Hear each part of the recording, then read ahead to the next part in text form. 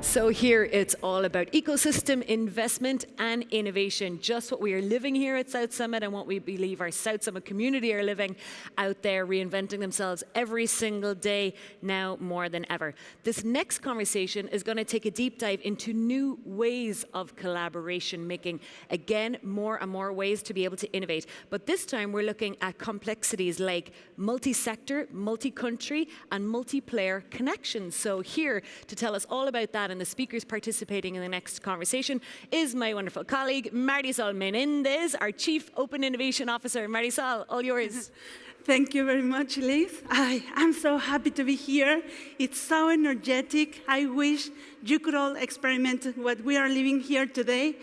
And I have double reason to be super happy because I'm here with my amazing friends representing different regions in the world. As Liz was saying before, and as I was saying in the panel before, I love connection. I'm passionate about open innovation. The connectedness works. We create value. We reach out wherever any organization can't reach out. We collaborate together. And this doesn't only happen at a local level. Of course, there are global dynamics. And to talk about this today, I have these amazing ladies in the panel. Let me welcome all of you, ladies. So let me introduce Jude Ower. She is founder and CEO of Playmob and Dealmaker, Global Entrepreneur Program at the UK. Hello, Jude. How are you? Hi. Hello. I'm good, thanks. How are you? Fine. Thank you very much. Welcome. Next on stage, we have Iren Tranvag.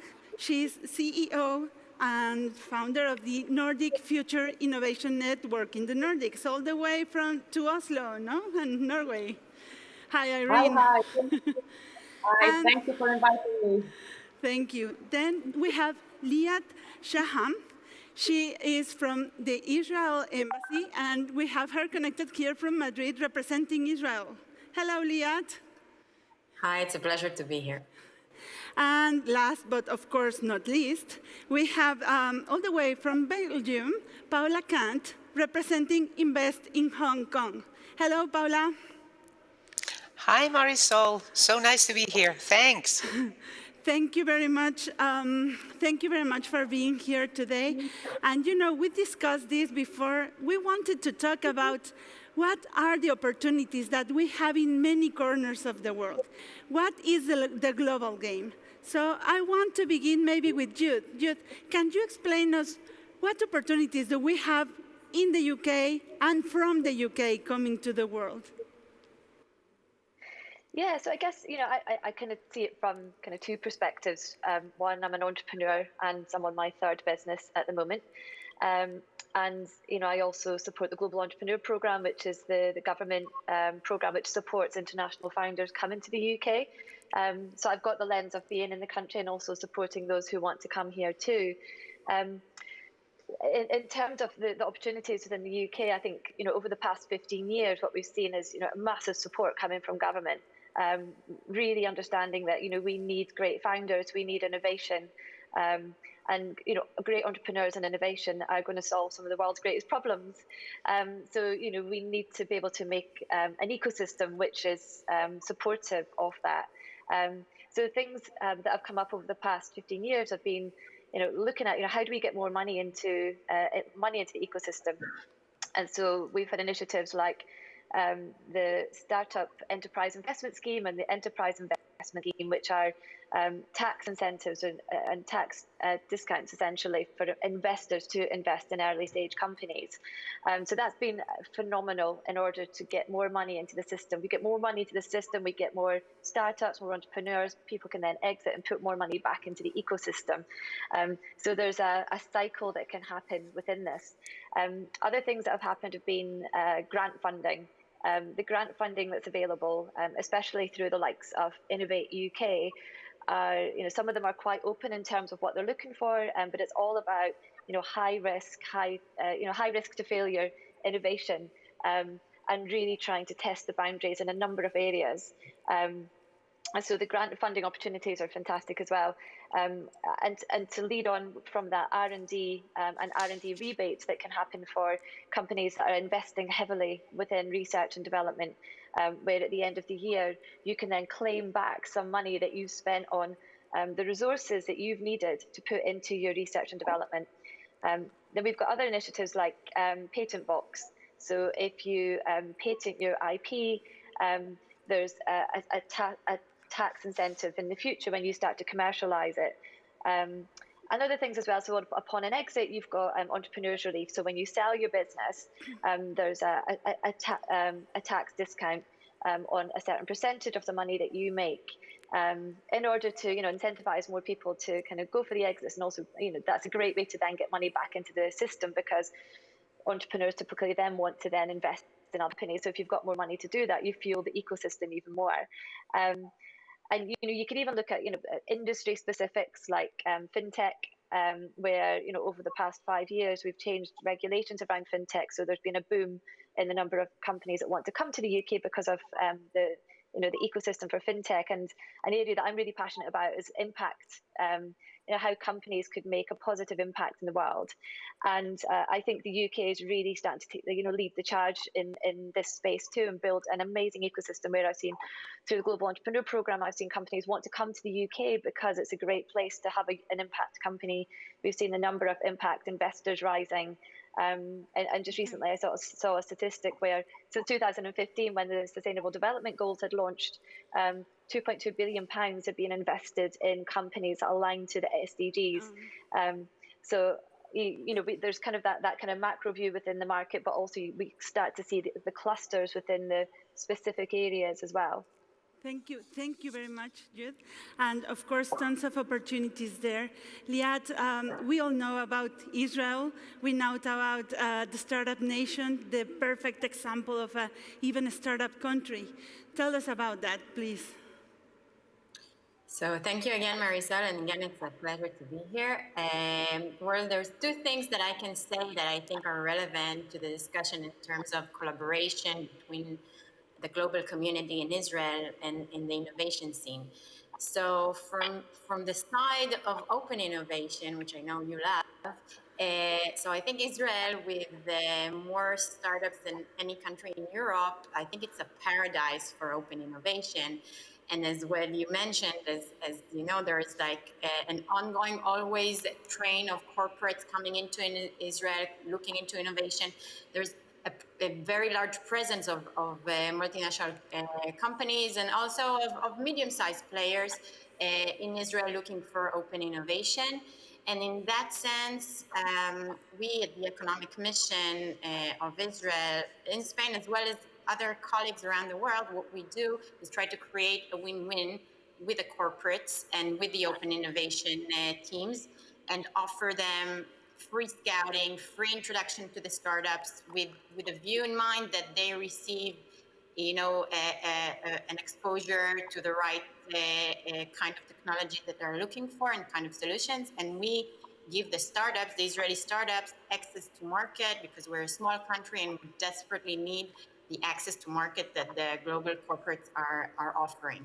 This is from the open innovation side. From the startup side, there are several programs going in Israel right now, mostly run by or initiated by the foreign countries themselves, countries like Spain and Australia and other countries in the world, where foreign startups from all over the world come to Israel to experience the ecosystem, to learn, to train, and to get access. And this is something that is very, very useful for startups from all over the world.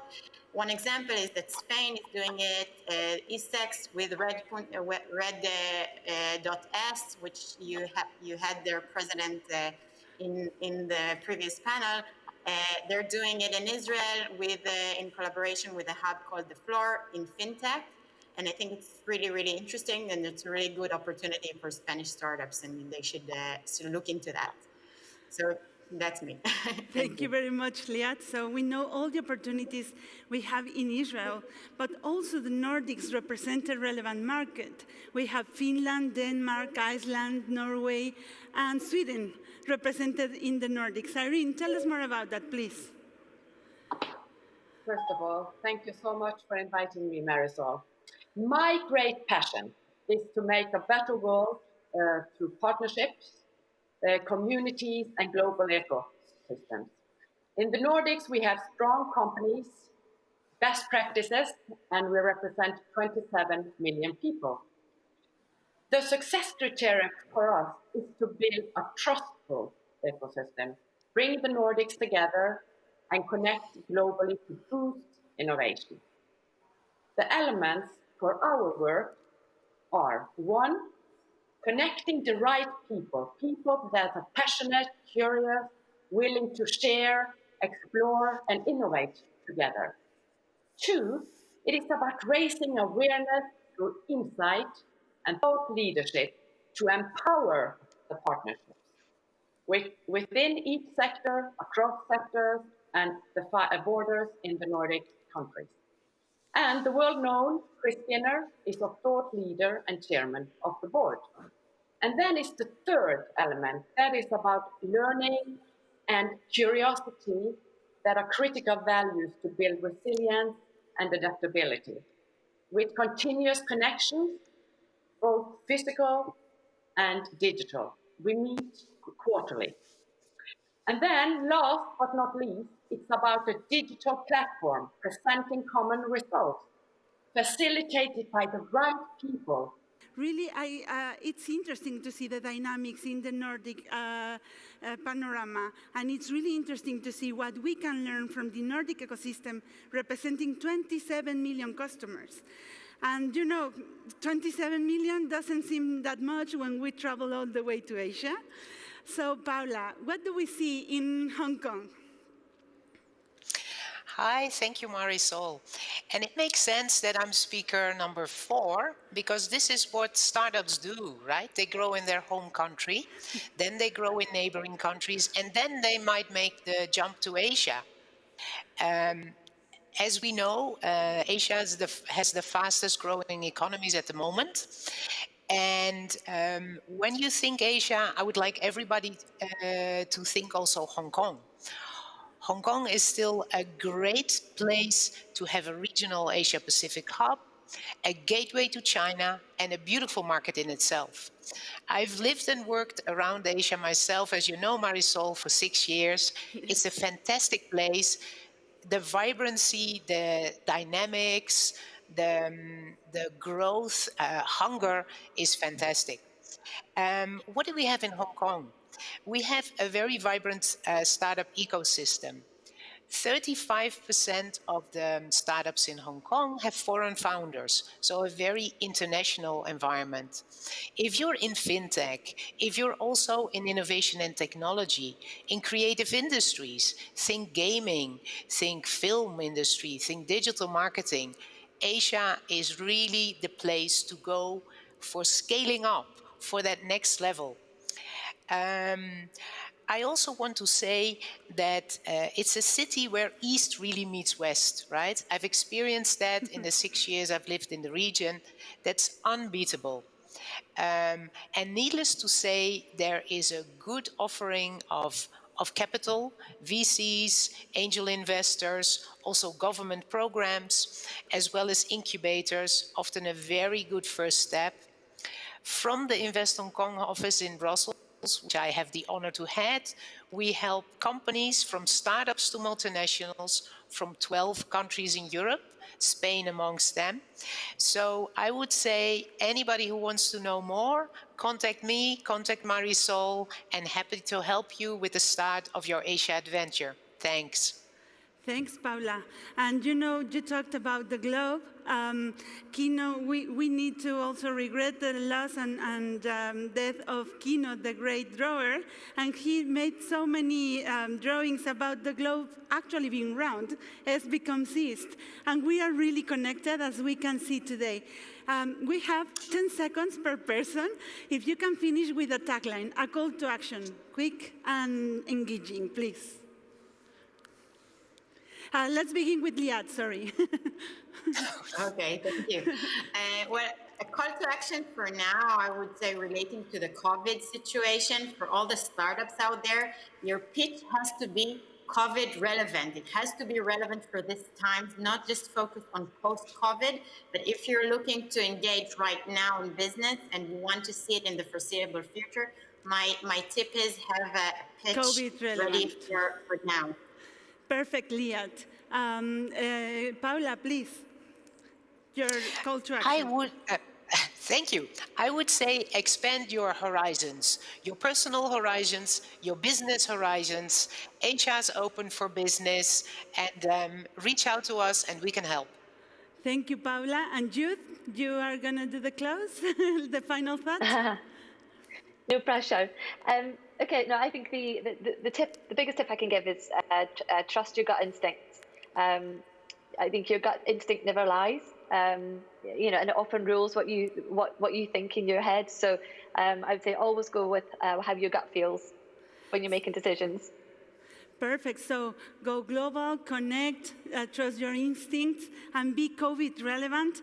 And of course, on behalf of Nordic Future Innovation, reach out to the Nordics, connect with the right kind of people, with the right kind of mindset. And babies, the world is ours. Let's keep connected, let's create value, and let's build bridges, as we should do, to really keep pace with innovation. Thank you very much. Marisol, amazing. Thank you so much. Great, huh? What an interesting conversation. And what an amazing track. That's it. The whole track. Investment, ecosystem, collaboration, everything that we're about here at South Summit. Yes. Amazing. Great job. Thank you so much for being here. Bye. Guys, that's the end of this track. Ecosystem, investment, innovation, impact, all of these things that are so close to our heart at South Summit, because that's what South Summit is at the end of the day. We're a global platform for making connections to accelerate the pace of innovation. So thank you so much for being with us here today. That's a wrap from this track. Thank you.